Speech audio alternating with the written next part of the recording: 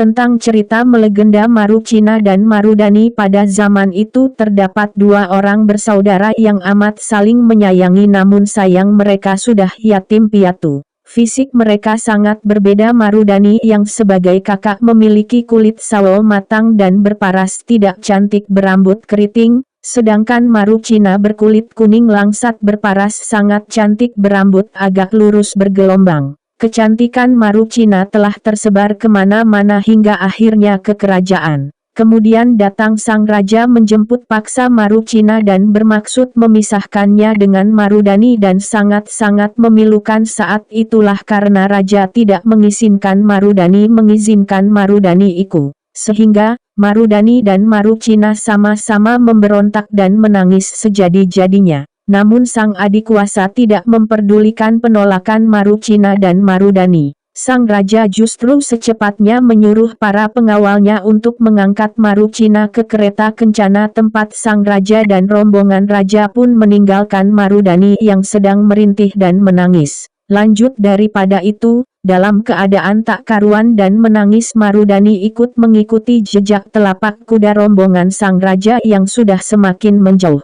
Dalam perjalanan Marudani menahan lapar dan hausnya dan tidak berbekal apa-apa kecuali selembar baju Marukina yang senantiasa dipeluk dan diciumnya. Setelah 1 minggu di perjalanannya Marudani sampai pada sebuah istana yang megah, dan jejak kaki kuda yang Marudani ikuti juga berhenti sampai di situ. Hati Marudani sangat lega dan senang. Dalam hatinya dia akan bersama adiknya Marukina dan hidup bersama-sama lagi. Kemudian ia pun mendekati pintu gedung itu, namun tiba-tiba datang sebuah pengawal dan menghentikan langkahnya. Marudani berhenti dan meminta tolong pada pengawal itu agar diizinkan masuk. Seperti inilah percakapannya, "Marudani, tolong izinkan saya masuk." Pengawal, "Tidak, lebih baik kamu pulang Marudani, tapi aku mau bertemu Marukina adikku." Pengawal, "Marukani tidak ada di sini." Marudani, "Bohong. Aku yakin dia ada di sini." Pengawal,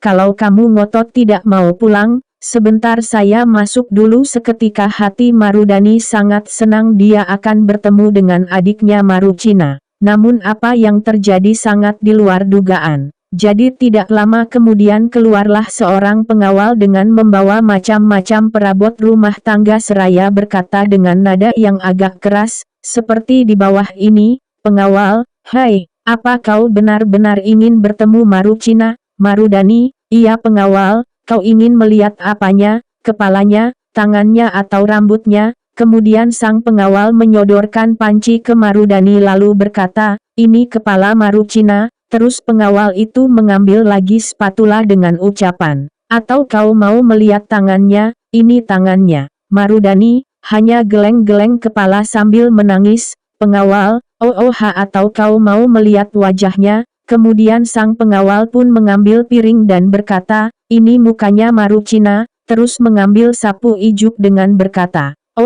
hampir lupa, kau pasti ingin melihat rambutnya. Ini rambutnya. Jadi sekarang pulanglah karena kau sudah bertemu Marukina." Marudani, "Tidak, pokoknya aku harus masuk." Kemudian Marudani masuk seraya memanggil Marukina, "Marukina, Marukina, kau di mana dek?" "Ini aku Marudani kakakmu, aku rindu, aku haus, aku lapar, keluar temui kakak sebentaran saja." Sementara itu Marukina yang berada di dalam kamar terkunci hanya menangis sejadi-jadinya mendengar suara Marudani. Kemudian para pengawal menarik tangan Marudani dan memaksanya keluar sehingga Marudani terhempas keluar dan terjatuh.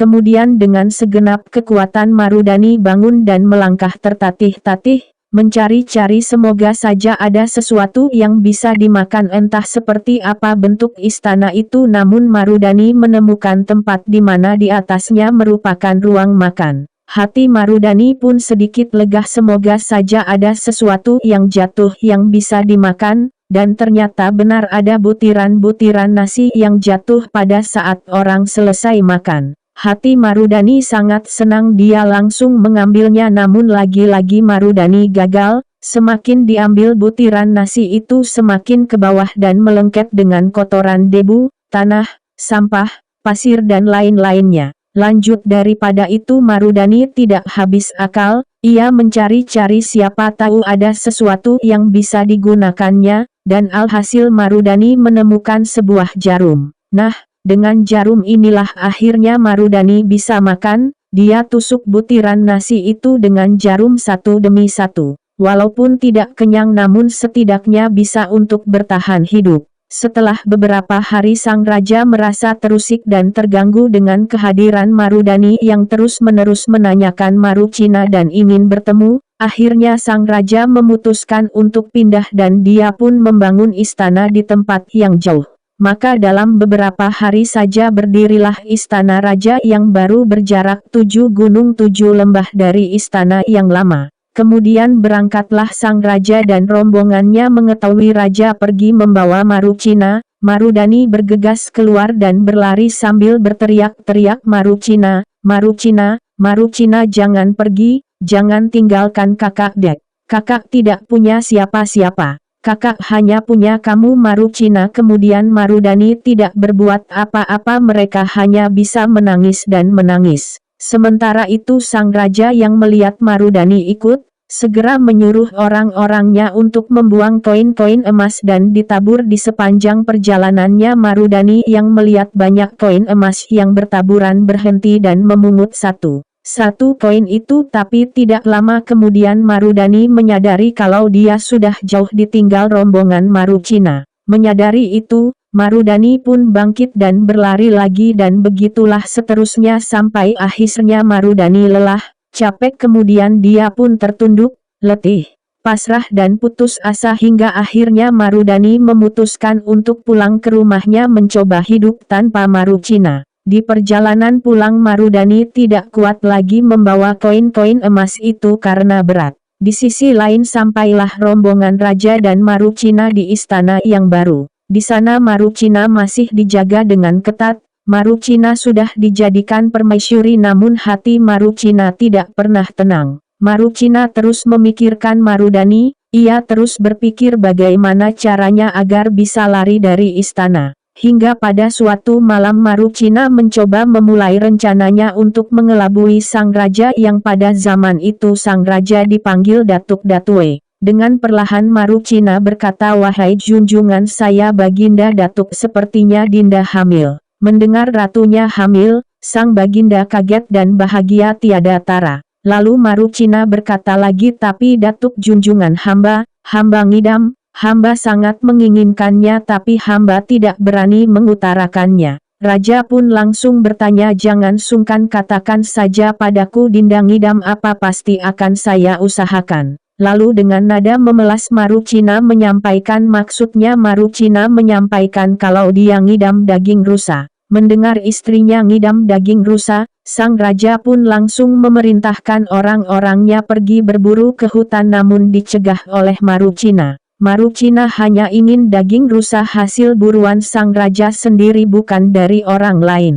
Dengan demikian sang raja pun memutuskan untuk pergi berburu ke hutan bersama dengan pengawalnya. Setelah rombongan raja pergi, Marukina segera keluar dan mencari cara untuk lari. Marukina berhasil pergi meninggalkan istana, dia pun pulang dan dalam pikirannya hanya ada Marudani yang kini entah bagaimana nasibnya. Setelah berhari-hari di perjalanan Marukina akhirnya sampai di rumahnya. Marukina memanggil-manggil Marudani namun di mana-mana tidak ada jawaban. Marukina berlari ke sumur namun tidak ada juga. Marukina akhirnya pulang dan naik lagi ke rumahnya yang sudah kotor dan berdebu. Marukina menangis lagi dan memeriksa semua benda-benda yang ada di rumahnya. Kemudian Marukina menemukan koin-koin di sudut rumahnya dan tiba-tiba Marukina dikagetkan dengan menemukan satu ulat yang diyakini kalau itu pasti ulatnya Marudani. Sejenak Marukina terdiam lalu mengambil ulat itu dan mengelus ulat itu dan berkata dalam hatinya, kakakku Marudani, apa yang terjadi padamu kak?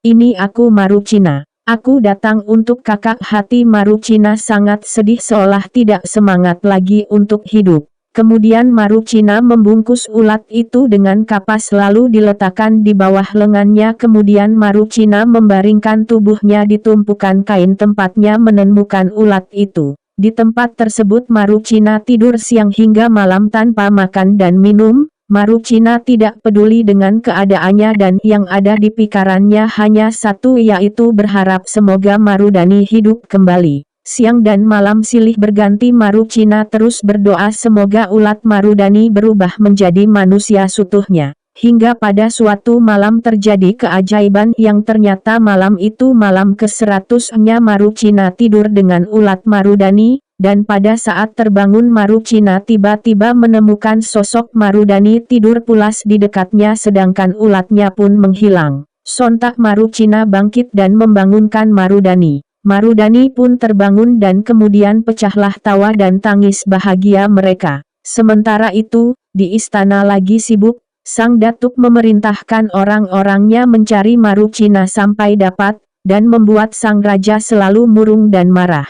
Pada suatu sore, Marukina dan Marudani dikagetkan oleh suara kuda yang semakin mendekat, dan ternyata memang benar dugaan Marukina dan Marudani kalau orang-orang istana yang datang dan menjemput Marukina lagi. Namun demikian, Marukina menolak dan mengirim pesan pada sang raja bahwa apapun yang terjadi dia tidak ingin pergi meninggalkan Marudani kecuali kalau Marudani juga ikut bersama dan diperlakukan selayaknya. Kemudian kembalilah rombongan sang raja dengan membawa pesan yang dibuat oleh Marukina kepada sang raja. Mendengar pesan itu, raja pun terdiam sejenak lalu kemudian dia menyuruh orang-orangnya untuk menyiapkan 2 kereta kencana. Kemudian sang raja dan rombongannya pergi ke rumah Marukina dan Marudani untuk menjemput keduanya. Meskipun pergi dan tinggal lagi di istana, tapi Marudani sudah tidak tersiksa lagi. Marukina dan Marudani kembali bahagia selalu bersama dan tak akan terpisahkan. Marukina dan Marudani berjanji dan berpesan untuk tidak dipisahkan bahkan kuburannya sekalipun tamat.